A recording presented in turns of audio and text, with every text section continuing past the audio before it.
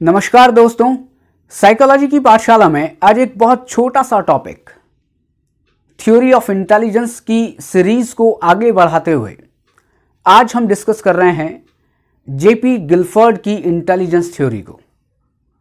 आपने पिछले वीडियोस जो इंटेलिजेंस के ऊपर थे उन्हें देखा होगा और आपने ये भी देखा होगा कि एक थ्योरी वहां पर थी, multi factor theory of intelligence. और multi factor theory of intelligence दो लोगों ने दिए।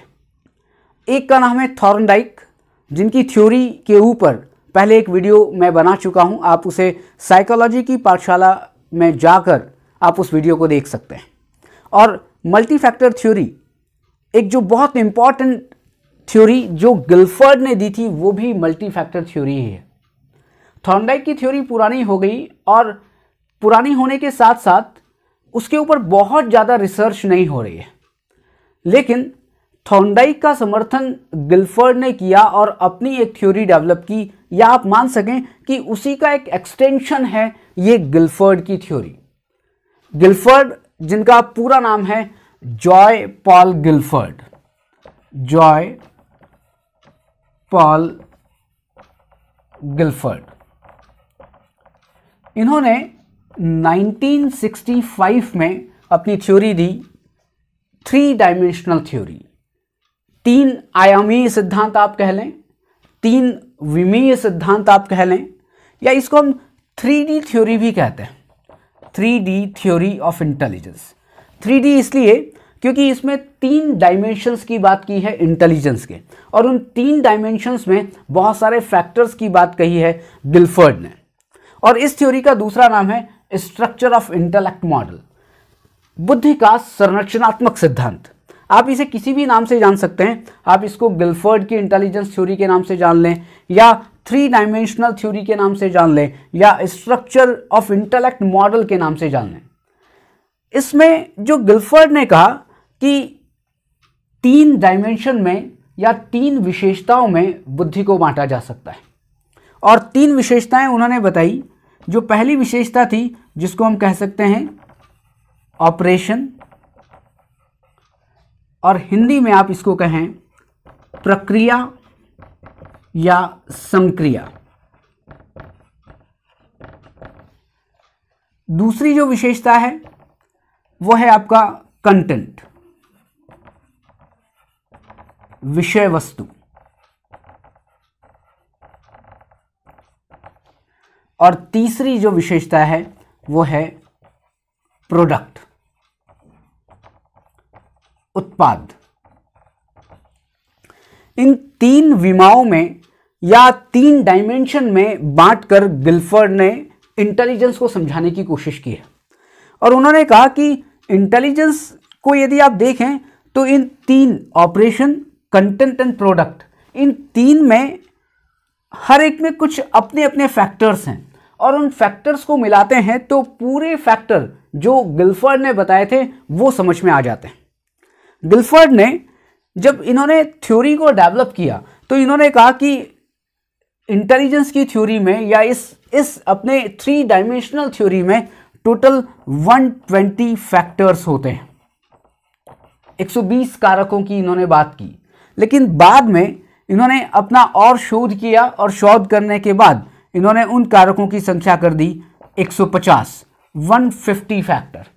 और लास्ट का मतलब ये है कि उनकी डेथ के कुछ समय पहले वो शोध करते रहे, और शोध करने के बाद इन्होंने कहा कि नहीं, 120 कारक भी नहीं है, 150 कारक भी नहीं है, टोटल बुद्धि में है 180 फैक्टर, 180 कारक।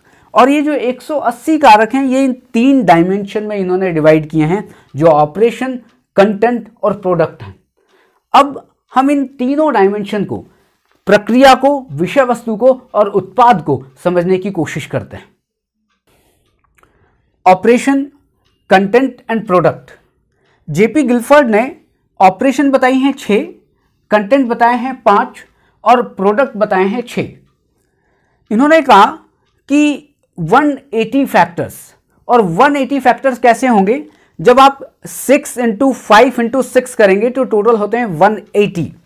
6 × 5 × 6 इक्वल टू 180 फैक्टर्स। और ये 180 फैक्टर्स इन तीनों को मिलाकर है, मतलब कि इसमें ऑपरेशंस भी हैं, कंटेंट भी हैं और प्रोडक्ट भी हैं। अब पहले ये देखा जाए कि ऑपरेशन, कंटेंट और प्रोडक्ट होते क्या हैं। तो इसके लिए हम पहले देखते हैं ऑपरेशंस, जो कि 6 हैं और जिसमें कॉग्निशन है, मेमोरी रिकॉर्डिंग है, मेमोरी रिटेंशन है, डाइवर्जेंट थिंकिंग है, कन्वर्जेंट थिंकिंग है और इवैल्यूएशन है। ऑपरेशन का मतलब यह है कि हम किसी विषय वस्तु के ऊपर ऑपरेशन करते हैं। आप ये देखें कि अभी आप मुझे सुन रहे हैं, आप मुझे सुन रहे हैं, आप मुझे देख रहे हैं, और मुझे सुनने के बाद और मुझे देखने के बाद आप क्या करेंगे, आप इस मेरे कंटेंट के ऊपर इवैल्यूएशन करेंगे, मेरे कंटेंट के ऊपर ऑपरेशन करेंगे। मैं फिर रिपीट कर रहा हूं कि मैं जो कि गिलफर्ड की थ्योरी को डिस्कस कर रहा हूं, और जो मैं बोल रहा हूं वो क्या है, वो मेरी कंटेंट है। जो मैं दिख रहा हूं वो कंटेंट है। तो यहां पर 2 तरीके के कंटेंट हो गए। एक वो जो मेरी बॉडी लैंग्वेज दिखाई दे रही है, वो कैसी कंटेंट है, वो विजुअल कंटेंट है। और एक दूसरा जो मैं बोल रहा हूं, आपकी आवाज सुनाई दे रही है, वो कैसी कंटेंट है, वो आपकी ऑडिटरी कंटेंट है। और इस विजुअल कंटेंट और ऑडिटरी कंटेंट को सुनकर आप इवैल्यूएट करेंगे। और इवैल्यूएशन क्या है, इवैल्यूएशन आपकी है ऑपरेशन, कि आप क्या कर रहे हैं, आप कंटेंट के ऊपर ऑपरेशन कर रहे हैं। बिना कंटेंट के ऑपरेशन नहीं होती है। मैं आपको दिखाई ना दूं, मेरी बातें आपको सुनाई ना दें, तो क्या आप मेरा इवैल्यूएशन कर सकते हैं? नहीं, आप मेरा इवैल्यूएशन नहीं कर पाएंगे। कुछ लोग कहेंगे कि ये जो वीडियो है जो दिखाई दे रही है आपको YouTube में, उस वीडियो की पिक्चर क्वालिटी अच्छी नहीं है। पिक्चर क्वालिटी अच्छी नहीं है, लेकिन आपने किसको देखकर कहा? उस वीडियो को देखकर कहा। वीडियो को देखकर मतलब कि जो वीडियो है वो विजुअल कंटेंट है आपके लिए, और उस विजुअल कंटेंट के ऊपर आपने क्या किया, आपने ऑपरेशन की। बहुत सारे और भी परिस्थितियां हो सकती हैं, लेकिन वो जो सारी की सारी परिस्थितियां वो किस में आएंगी, वो सारी की सारी परिस्थितियां आएंगी विषय वस्तु में। मैं आपको एक और क्वेश्चन करता हूं कि मेरे हाथ में ये क्या है। आप ये कहेंगे कि विवेक आपके हाथ में एक मार्कर है, और मैं ये कहूं कि ऐसा करिए, इस मार्कर के अनयूजुअल आप बहुत सारे उपयोग बताएं। अब फिर वही बात कि आप इसको आप देख रहे हैं, ये आपके लिए एक विजुअल कंटेंट है। ये बोर्ड में जो भी मटेरियल जो लिखा हुआ है वो आपके लिए विजुअल कंटेंट है, और उस विजुअल कंटेंट पर आप क्या कर रहे हैं, आप ऑपरेशन कर रहे हैं। मैंने अभी कहा कि आप इसके अनयूजुअल, असाधारण उपयोग बताएं, और असाधारण उपयोग ऑपरेशन में कौन करेगा? असाधारण उपयोग ऑपरेशन में किया जाएगा डाइवर्जेंट थिंकिंग के द्वारा। फिर मैं कहूं कि 2+2 क्या होता है? आप कहते हैं 4 होता है।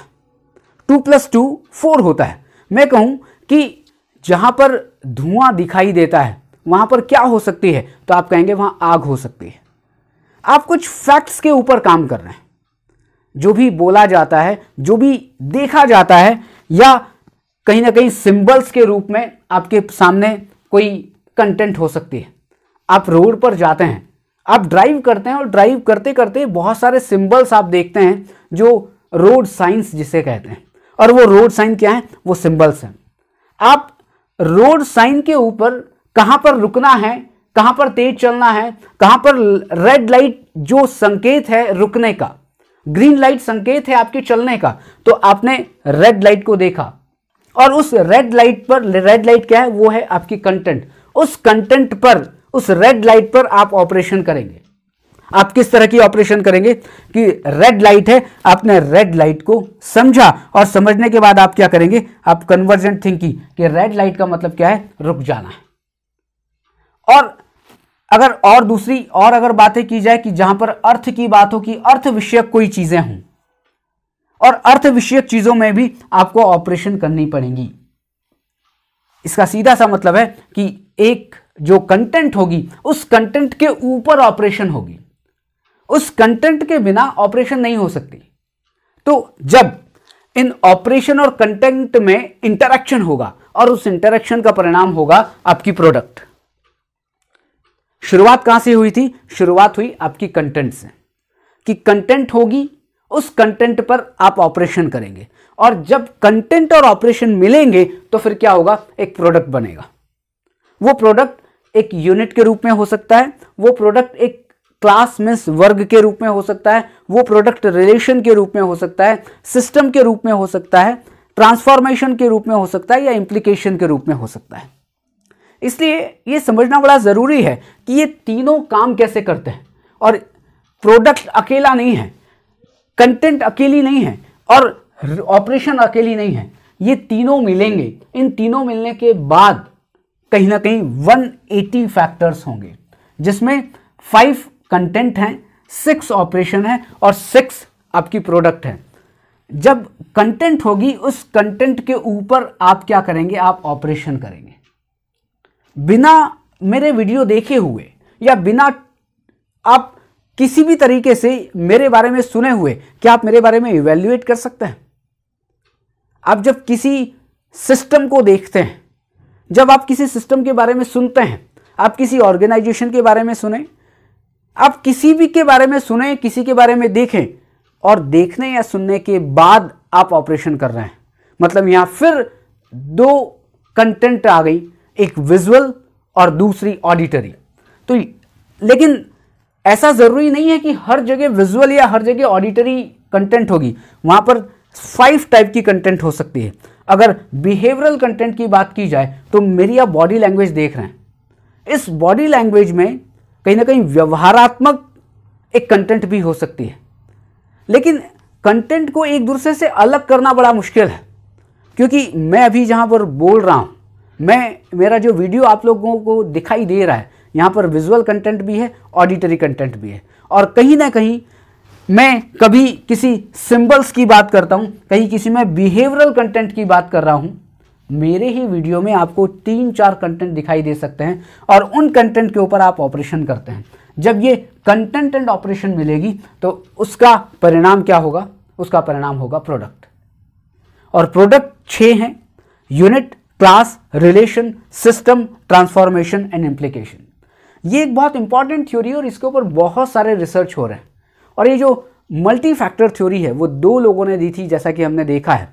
एक जो थॉर्नडाइक ने दी थी, लेकिन उनकी थ्योरी बहुत पुरानी है, चलन में नहीं है। लेकिन अभी इस समय भी गिलफर्ड की थ्योरी को, जिनका गिलफर्ड का मैंने पूरा नाम आपको बताया है, JP Gilford, Joy Paul Gilford, उन्होंने 1965 के आसपास ये थ्योरी दी थी, जो इंटेलिजेंस की है। इसको आप 3D थ्योरी कह सकते हैं, 3 डायमेंशनल थ्योरी कह सकते हैं, स्ट्रक्चर ऑफ इंटेलेक्ट थ्योरी कह सकते हैं, कि बुद्धि का संरचनात्मक सिद्धांत, 3 आयामी सिद्धांत, या त्रिविमीय सिद्धांत, या गिलफर्ड का बुद्धि सिद्धांत। बहुत सारे नामों से आप इसको जान सकते हैं।